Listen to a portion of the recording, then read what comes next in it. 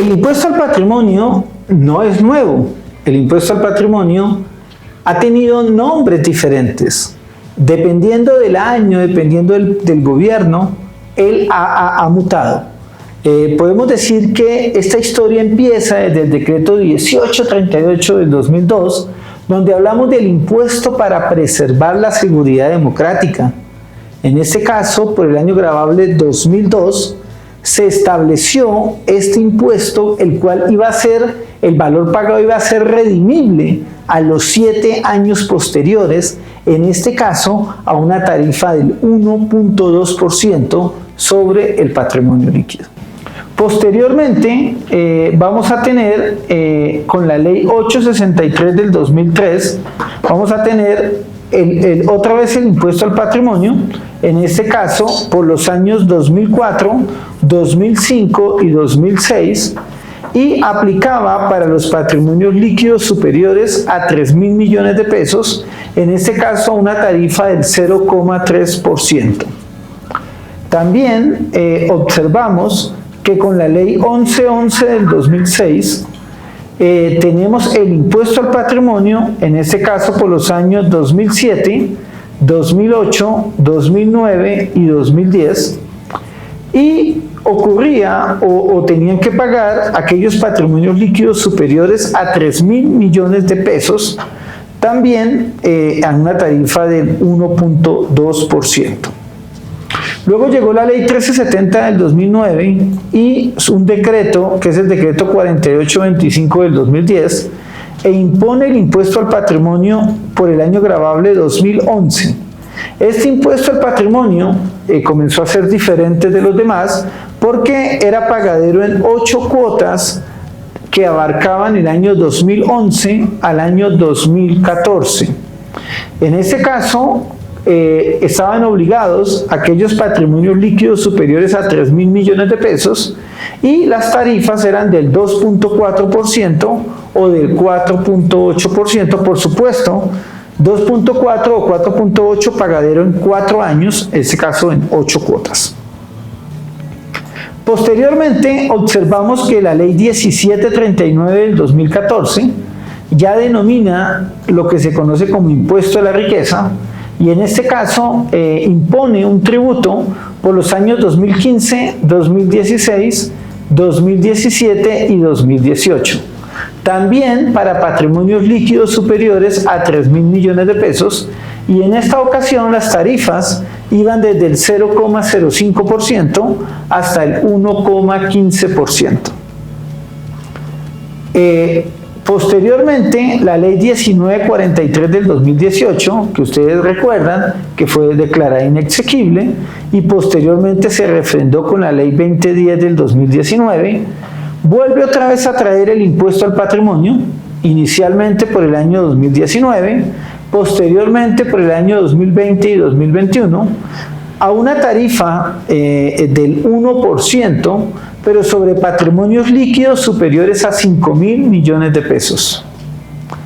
Ya hoy, en esta versión de la ley 2277 del año 2022, pues entonces tenemos que este impuesto, en este caso, se grava a partir del año 2023 en adelante, y es para patrimonios líquidos superiores a 72.000 VTs, a una tarifa que puede oscilar entre el 0.5%, el 1% y el 1.5%, teniendo en cuenta que su tarifa no es neta, sino que su tarifa es progresiva. Bueno, esta es como la primera parte donde hablamos de esos antecedentes del impuesto al patrimonio. Cuando comenzamos a mirar el artículo 292-3 del Estatuto Tributario, nos vamos a encontrar con quiénes son los sujetos pasivos. Recuerden que los sujetos pasivos son aquellas personas que deben soportar el tributo, deben declarar y a lo sumo deben pagar el tributo. En este caso, vamos a tener varios grupos, pero este primer grupo va a ser el más representativo, va a ser donde más se va a concentrar la cantidad de personas. ¿Quién es este primer grupo? van a ser las personas naturales y sucesiones ilíquidas que sean contribuyentes del impuesto sobre la renta o de regímenes sustitutivos del impuesto sobre la renta, como lo es el régimen simple de tributación. Entonces, obviamente ya vimos que eran superiores, patrimonio líquido superiores a 72.000 VTs, pero en ese primer grupo están las personas naturales. En un segundo grupo vamos a tener también esas personas naturales, nacionales o extranjeras, pero que no tengan residencia. Vamos a decir que en el primer grupo están los residentes, los cuales van a tener que tributar por el impuesto al patrimonio que posean a nivel mundial. Mientras que en el segundo grupo son las personas naturales, pero no residentes en el país. En este caso, ellas tributarán, o la base se observará, no por su patrimonio mundial, sino solamente por el patrimonio poseído directamente en el país. Y por supuesto, si esa persona reside en un país donde hay un convenio de doble imposición, pues tendremos que observar adicionalmente qué dice el convenio de doble imposición para establecer cuál es el tratamiento que tienen esos bienes respecto del impuesto al patrimonio. En un tercer grupo van a estar las personas naturales, nacionales o extranjeras, también sin residencia en el país, pero que tengan un patrimonio en Colombia no de manera directa, sino de manera indirecta. Por ejemplo, a través de establecimientos permanentes. En este caso también debemos observar si existe un convenio de doble imposición y debemos observar lo que él nos dice. En un cuarto vamos a tener a las sucesiones ilíquidas de causantes sin residencia en el país que al momento de su muerte, tengan bienes en Colombia y en ese caso pues tendremos también o tendrá que pagar el impuesto al patrimonio, pero solamente sobre los bienes poseídos en el país. En un quinto grupo vamos a tener las sociedades o entidades extranjeras no declarantes del impuesto sobre la renta en el país, pero que posean bienes ubicados en Colombia diferentes a acciones, cuentas por cobrar o inversiones de portafolio. Y aquí algo que es importante recordar es que no serán sujetos pasivos, en este caso, del impuesto al patrimonio, las sociedades o entidades extranjeras que no sean declarantes, en este caso, del impuesto sobre la renta en el país y que suscriban contratos de arrendamiento financiero con entidades o personas que sean residentes en Colombia. Esto es lo que nos menciona la norma, en este caso, respecto de los sujetos pasivos que está en el artículo 292-3 del Estatuto Tributario. Pero, ¿cuál es el hecho generador de este impuesto? El hecho generador de este impuesto está en el artículo 294-3 del Estatuto Tributario y dentro del hecho generador, que ya vimos los sujetos pasivos o que estaban en el artículo anterior, el hecho generador es que posea, ojo, y en esta vez vamos a tener un impuesto al patrimonio permanente y que cada año se debe determinar si soy contribuyente o no del impuesto al patrimonio. En este caso, el hecho generador es que acá, desde el año 2023 en adelante, cada 1 de enero, es decir, digamos cada primer día del año, yo deba verificar cuál es mi patrimonio y si ese patrimonio es igual o superior a 72.000 VTs, que para el caso del año 2023 es de 3.053.664.000. Si yo paso ese tope de patrimonio líquido, pues ya estoy obligado a presentar y de pronto pagar el impuesto al patrimonio. Y digo de pronto porque es posible que en algunos casos no resulte valor a pagar. Ahora, ¿cuál es el patrimonio líquido? Recordemos que el patrimonio líquido no es más que tomar los activos que en la norma tributaria se van a conocer como patrimonio bruto y a eso le vamos a restar las deudas, es decir, el pasivo. En otras palabras, el patrimonio líquido va a ser el patrimonio bruto menos las deudas. A eso es lo que vamos a comparar con los 72.000 VTs. Ahora, ¿cómo determino cuál es mi patrimonio bruto? ¿Cómo determino cuáles son mis deudas? Pues bueno, utilizaré el estatuto tributario, las reglas del estatuto tributario, donde se menciona cuál es el valor patrimonial de los activos, cuál es el valor patrimonial de los pasivos. Entonces, ahí tenemos esa regla para observar, para determinar cuál es mi patrimonio, cuál es mi pasivo. Dijimos que el impuesto al patrimonio tiene una característica y era que era permanente.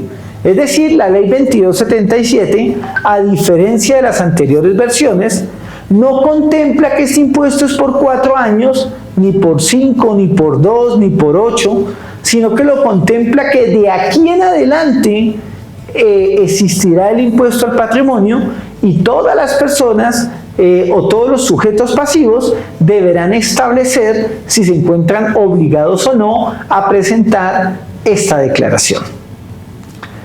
Algo que es importante mencionar en el artículo 294-3 es que una cosa es el hecho generador del impuesto y otra es la base gravable con la cual voy a liquidar el impuesto. Son dos cosas diferentes. Puede ser que el hecho generador, o mejor dicho, el hecho generador sigue las reglas del impuesto sobre la renta respecto del valor patrimonial de activos y pasivos, pero cuando veamos la base gravable observaremos que existen algunas diferencias en la forma de liquidar o en la forma de establecer la base gravable de este patrimonio líquido. El artículo 295-3 del Estatuto Tributario se denomina base gravable y dentro de esta base gravable vamos a encontrar unas reglas. La primera de ellas es que esto se calcula, otra vez recordemos, a enero 1 del año 2023, a enero 1 del año 2024, a enero 1 del año 2025, a enero 1 del año 2026 y de ahí en adelante, a menos que en una próxima modificación en la ley o en una reforma tributaria se reduzca o se elimine este impuesto al patrimonio. Algo que sí es clásico en el impuesto al patrimonio es que normalmente yo siempre me puedo restar, como es en este caso, las primeras 12.000 VTs del valor patrimonial de la casa o apartamento de habitación. Y en algunos conceptos la Administración Tributaria ha ratificado que la casa o apartamento de habitación es donde efectivamente resida el contribuyente. No es la casa más costosa, no es la casa que yo desee, sino que es donde yo resida, donde el contribuyente reside. En este orden de ideas ya observamos cuándo se determina la base gravable, que es enero 1 del 2023, 2024, 2025, 2026, es decir, cada 1 de enero, y en una segunda que yo puedo restar a esa base, la casa de habitación. Un tercer punto es que lo que yo excluyo de la casa de habitación, pues no es necesariamente la totalidad de la casa de habitación. Bueno, primero son los primeros 12.000 VTs, y en segundo lugar es el valor patrimonial.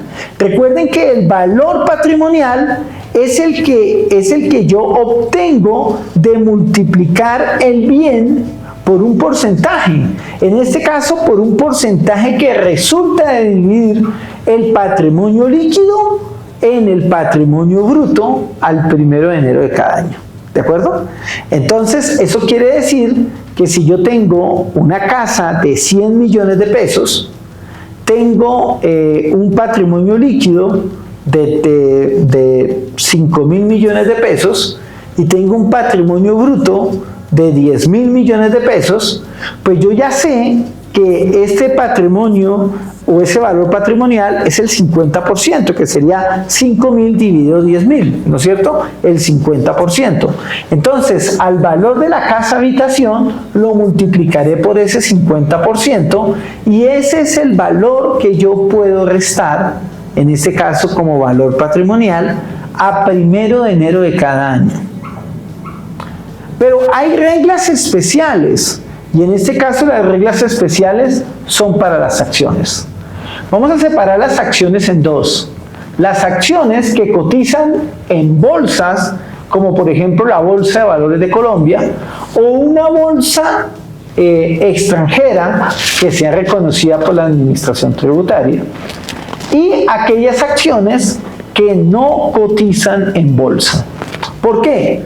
Porque sobre el valor de las acciones o cuotas de interés social que no coticen en un mercado de valores, en este caso el valor por el cual yo las voy a declarar en mi impuesto al patrimonio va a ser el costo fiscal, pero actualizado en los términos que establece el artículo 73 del Estatuto Tributario. Recuerden que anualmente yo verifico o yo observo cuál es el decreto que actualiza esa tarifa o ese reajuste al costo fiscal que establece o que determina el artículo 73 del Estatuto Tributario. Ahora, ¿desde cuándo yo hago ese reajuste? Entonces, la norma ha establecido que ese reajuste lo hago de la siguiente manera. Si yo compré la acción en el 2015, pues entonces voy a tener que ir a la tabla y ponerle 2015 a la fecha actual, y ese es el valor de reajuste.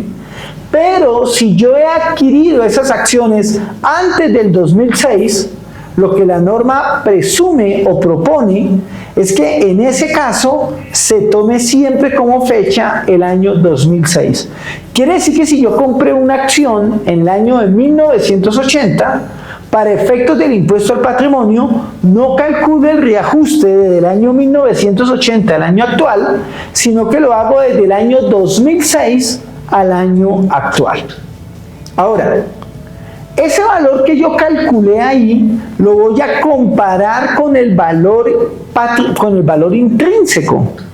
Y el valor intrínseco no es más que tomar el patrimonio contable en el número de acciones emitidas por la entidad o por el número de cuotas partes emitidas por la entidad. Y ese valor intrínseco es el que voy a tener que comparar con el valor de la acción ajustada por el procedimiento que dijimos anteriormente. En este caso, vamos a observar que vamos a ver algunos ejemplos. Si por alguna razón, el monto de mi costo reajustado es 100, pero el valor intrínseco es 120, pues yo me voy a quedar con el menor, en este caso con los 100. ¿De acuerdo? Ahora, el tema es diferente si esa acción cotiza en bolsa. Si esa acción cotiza en bolsa, entonces usted debe declararla en el impuesto al patrimonio, pero no en renta, sino en el impuesto al patrimonio. Debe declararla teniendo en cuenta el valor promedio de cotización del mercado del año o fracción del año, inmediatamente anterior a la fecha de causación del impuesto. ¿De acuerdo? Estas reglas especiales de seguir el artículo 73 y de ajustar por el valor de mercado del último año, el valor promedio, es un tema que solo tiene que ver con impuesto al patrimonio, pero en nada afecta el impuesto sobre la renta. Muy bien.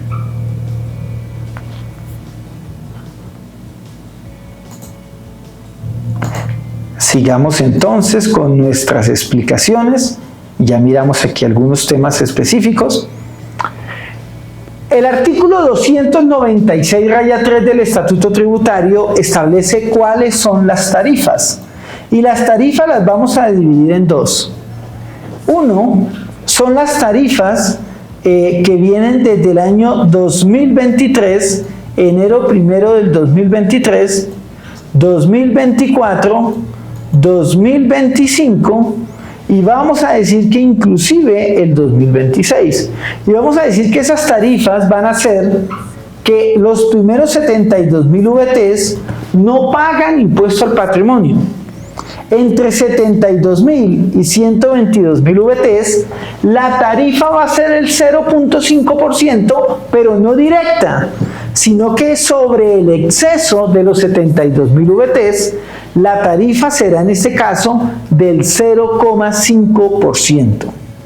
Pero si mi patrimonio está entre 122.000 y 239.000 VTs, ya la tarifa se dobla, ya no es del 0.5%, sino que es del 1%. En este caso, la base gravable menos los 122.000 VTs se multiplicará por el 1% y a eso se le agregará 250 VTs.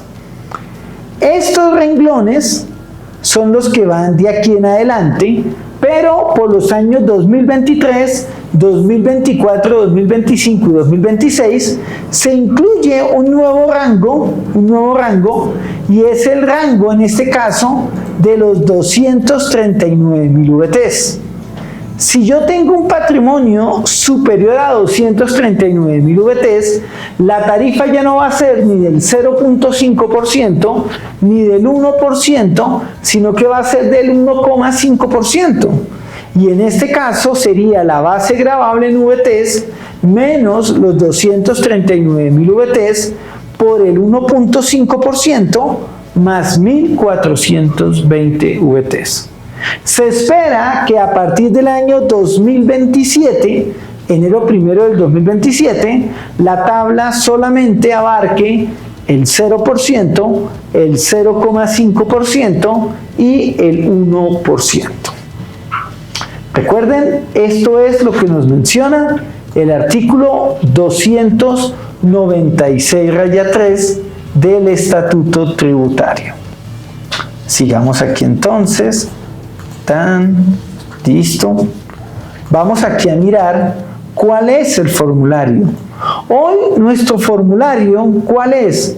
Pues es el formulario 420. Cuando yo presente mi declaración de impuesto al patrimonio, voy a entrar al formulario 420, no vaya a entrar al 445, no vaya a entrar al del impuesto a la riqueza, va a entrar al formato 420 o al formulario 420. ¿Qué nos va a preguntar? Aquí vemos una foto un poco de lo que nos va a preguntar cuál es el patrimonio líquido, en ese caso sin incluir las acciones ni las cuotas de interés social. Luego, ¿cuál es el valor patrimonial de esas acciones? ¿Cuál es el valor de los pasivos? Y ahí tenemos nuestro patrimonio líquido. Hasta ahí el tema como que tiene que cuadrar con renta. Pero los renglones 32, 33, 34 van a tener un ajuste para poder llegar a ese patrimonio ajustado. Y así pues sucesivamente. Vamos a mirar en este caso algunos ejemplos de la regla especial que ya habíamos hablado, o que eran acciones que no cotizan bolsa, o que eran acciones que cotizan en bolsa. Y vamos a mostrar en este caso, bueno, estos renglones 32, 33 y 34 nos va a mostrar la metodología por la cual voy a tener que calcular el valor de esas acciones respecto del impuesto al patrimonio. Aquí tenemos el primer ejemplo, y el primer ejemplo es que yo tengo 50.000 acciones en Ecopetrol, que el valor de adquisición de esas acciones fueron 2.400 pesos cada una, y que cotiza en la Bolsa de Valores de Colombia, esa acción, como efectivamente lo hace, que yo compré esas acciones en el año 2018 y que adicionalmente lo que averigüé con mi corredor de bolsa es que el valor promedio de la cotización de la acción de Ecopetrol de todo el año o desde que yo la adquirí es de 3.728. Por supuesto es un valor inventado, no vayan a creer que ese valor yo lo tomé de la realidad, sino que es inventado. Entonces, ¿qué tenemos aquí? Tenemos aquí por un lado que ya identificamos un activo en acciones que son 50.000 acciones en Ecopetrol. Entonces vamos a colocar en nuestras casillas de ejemplo que el valor patrimonial del activo son 120 millones de pesos, que sería 50.000 acciones por 2.400, por ese valor las venían declarando por 120 millones de pesos, eran 50.000 acciones y que el valor promedio de cotización pues de 3.728. Es decir, que en este caso, por ser una acción que cotiza en bolsa, el valor por el cual yo voy a declarar, no en la renta, porque en la renta la voy a declarar por 120 millones, sino que voy a declarar en el impuesto al patrimonio, va a ser por 186.400.000, ¿de acuerdo? Ahora, ¿cómo coloco esto en mi declaración de impuesto al patrimonio? Bueno, aquí pues es un ejemplo pequeño, lo coloco simplemente para decir que el valor patrimonial de las acciones, ¿cuánto es? Muy bien, 120 millones de pesos. Ese es el valor patrimonial de las acciones. Y como realmente yo no la voy a declarar por 120 millones, sino por 186.400.000, entonces voy a colocar en el renglón 34 ese valor de 186.400.000, que es el valor promedio de las acciones o cuotas de interés social que cotizan en bolsa. De tal manera que el patrimonio líquido de este contribuyente, si no tiene nada más, lo cual sería bastante raro, pues no va a ser los 120 millones, sino que va a ser 186.400.000. Espero que este ejemplo sea lo suficientemente claro para que usted pueda comprender cuál es el impacto del impuesto al patrimonio en una compañía. El siguiente ejemplo es que tenemos 500.000 acciones en una empresa que se llama LBG SAS. El valor de adquisición fue de 9.000 pesos por acción, es decir, yo pagué en el año 2012 4.500 millones de pesos por esa compañía. Es una compañía que no cotiza en bolsa y que el valor intrínseco, el contable, es decir, tomar el patrimonio contable, dividirlo en las acciones, ese me va a dar, en este caso, 4.000, o me va a dar más bien 18.943, que es el valor intrínseco por acción. Entonces, si colocamos esto en nuestros cuadros, tenemos que las acciones al valor intrínseco, ¿cuánto valen? Valen multiplicar 18.943, en este caso, por 9.000. ¿Cuánto me da 9.000 por 18.943? 9.000 pesos por, perdón, aquí voy a corregir un poco la afirmación que había hecho. Voy a multiplicar las 500.000 acciones, que son las que tengo, por los 18.943. ¿Cuánto me da 500.000 por 18.943? Ah, me da 9.471.500.000. Ese valor es el valor intrínseco. ¿Es el valor por el cual voy a declarar? No, no necesariamente, sino que voy a comparar estos 4.500 millones, los voy a comparar con la valoración de la tabla del artículo 73 o con el valor intrínseco. Ya tengo el valor intrínseco, que es 9.471 millones. ¿Cuál es la valoración de la tabla? Pues vamos a tomar esos 4.500 millones y como se compró en el año 2012, se multiplicará por 1,46. Recuerden que eso va a cambiar cada año. En este caso, esa valoración me daría 6.570 millones de pesos. Y yo, por supuesto, ¿por qué valor voy a declarar en el impuesto al patrimonio de estas acciones? ¿Lo haré por los 4.500 millones de pesos de la compra? ¿Lo haré por los 6.570 millones de pesos de el valor multiplicado por el artículo 73? ¿O por la tabla del decreto reglamentario del artículo 73? ¿O por su valor intrínseco? Entonces la norma dice, tiene que ser por el menor entre el valor determinado, de acuerdo con el decreto reglamentario del artículo 73, y el valor intrínseco. En este caso, el menor valor son 6.570 millones de pesos, los cuales el contribuyente pues va a declararlos en su declaración de impuesto al patrimonio, y como ya lo hemos dicho, pues esto es diferente, muy diferente digámoslo así, a que yo tenga que declararlas por su valor de compra, o por su valor intrínseco, o por su valor, en este caso, por la tabla del artículo 73. Ya establecimos aquí en este ejemplo cuál es la forma. Vamos a saltar a un siguiente ejemplo. En el siguiente ejemplo, el tema es muy sencillo porque aquí estamos hablando de empresas que no cotizan en bolsa, mientras que antes usted notaba que el valor intrínseco era superior al valor de adquisición.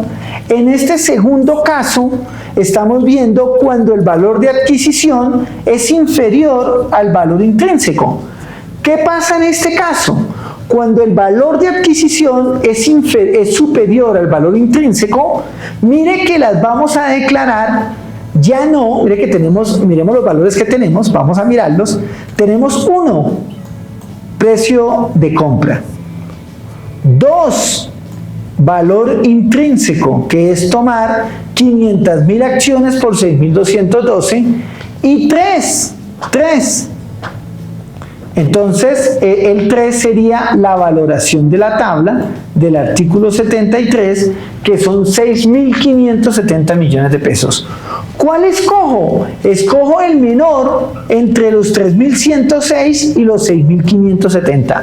Aquí para nada nos va a servir el precio de compra, para nada. Vamos simplemente a comparar comparado por la valoración de la tabla y por el valor intrínseco, y en este caso voy a declarar en el impuesto al patrimonio por el valor intrínseco.